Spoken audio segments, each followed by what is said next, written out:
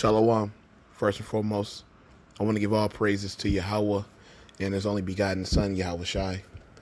Yahweh is the name of the one true God, and Yahweh Shai is the name of His only begotten Son, who the world ignorantly calls Jesus. And I want to give double honors to the apostles and the elders of Great Millstone. And I want to send salutations to all the Akim throughout the four corners of the earth, exalting the name of Yahweh and His only begotten Son, Yahweh Shai, in truth and in sincerity. All right, so this lesson is going to be about the Lord being for Israel and only Israel. Because this is a deeper topic, because you have to go into the topic of the Gentiles to really get the full understanding, because the Gentiles that Paul wrote to and that salvation was for the Israelites who were in a Gentile mind state, right? Because all through the scriptures in the Bible, Israel were considered heathens, they were considered Gentiles, and they were considered foreigners, right? And this is the confusion that people have. They started thinking, well, those people that God gave away into the family, into the good graces of God, they say that those people are the natural Gentiles, when truly this word has always been only for Israelites and Israelites only, right? It's only been for Israelites.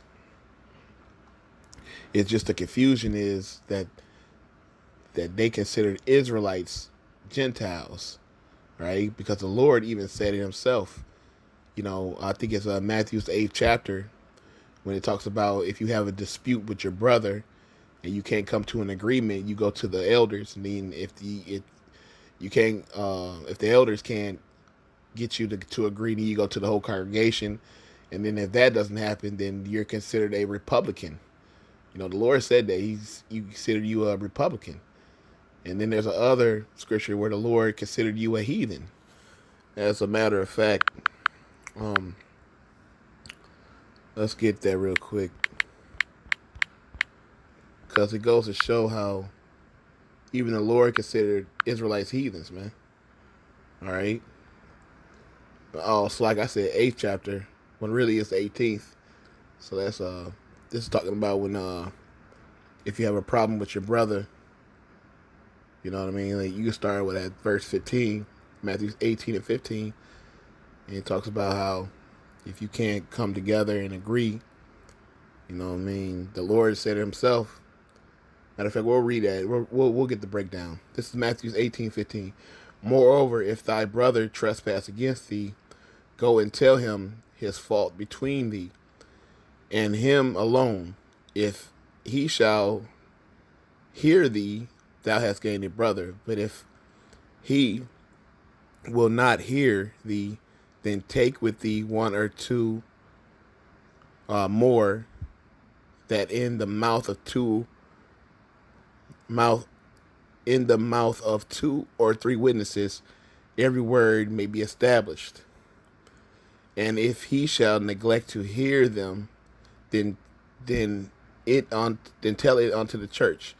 But if he neglect to hear the church, let him be unto thee as a heathen man and a Republican. So you were considered a heathen if you couldn't even listen to the church, the whole congregation. Like, there's no reasoning with you, so you're considered a heathen.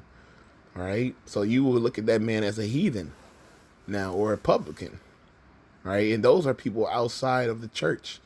Those people are profane. Those people are not Israelites. So you were considered non-Israel at that point, because there's no reasoning with you, because there's clearly no reasoning with a heathen, because a heathen, this is not for a heathen. So if you can't even listen to the scriptures or wisdom from holy men, then you're going to be considered a heathen. All right. So even the Lord, this is written in red, so even the Lord considered you a heathen. All right. And also in the Bible, we were considered Gentiles, all right, and foreigners. Okay. So there goes a quick example right there. All right. Now this is Malachi 3:6. It says, "For I am Yahweh, I change not. Therefore, ye sons of Jacob are not consumed. All right, because the Lord will not turn his promise away from Israel and the covenants. All right, so our people are not consumed. All right, because we have the promises, and the promises and the covenants were made for Israel and Israel only, man, not for everybody. All right, this is Joel 2:27. It says, and ye shall know that I am in the midst of Israel, and that I am the Lord your God, and none else, and my people shall never be ashamed. That's personal pronoun, man. He said, my people. All right. And I am the Lord your God. All right. And none else. The Lord, I just read in Malachi, the Lord does not change. So you can't tell me that the Lord changed this. He said none else. See, the thing they'll say is, well, in the scriptures that say that he is the God of Israel. But then they'll say, well, it didn't say anybody else. But in this scripture, it said, and none else. So you can't get around that. So you're telling me out of nowhere from prophecy from the Old Testament of Yahweh Shai coming on this earth, who the world ignorantly calls Jesus, it was prophesied that he was going to come. And then they say that, okay, yeah, because the Lord is here now, he made a way for the Gentiles. Yeah, the Gentiles that were Israelites, man. All right? The guys that were considered heathens and Republicans and Gentiles, those Israelites. That's why the scriptures tell you there's no difference between a Jew and a Greek. Because the Greeks, the Israelites that considered themselves Greek, even though they considered themselves Greeks, they were still Israelites by blood. All right? No matter what. So there is no difference because they're under the same lineage. But the only difference is one is calling themselves a Jew, and then one is calling themselves a Greek. But the scripture will tell you that there's no difference between them. Why? Because they're the same people. Okay? That's where the confusion comes in. This is as a matter of fact, I'm gonna grab this one first. 1 Corinthians 10:1. Because it talks about the family. So when you read Corinthians, you wonder, what family is it talking about? You know, you read Corinthians, they say that it's for everybody. But it can't be, because the scriptures tell you so. Tell you something different. This is 1 Corinthians 10:1. Moreover, brethren, I would not that ye should be ignorant, how that all our fathers were under the cloud, and all passed through the sea, and were all baptized unto Moses in the cloud and in the sea. So who is this?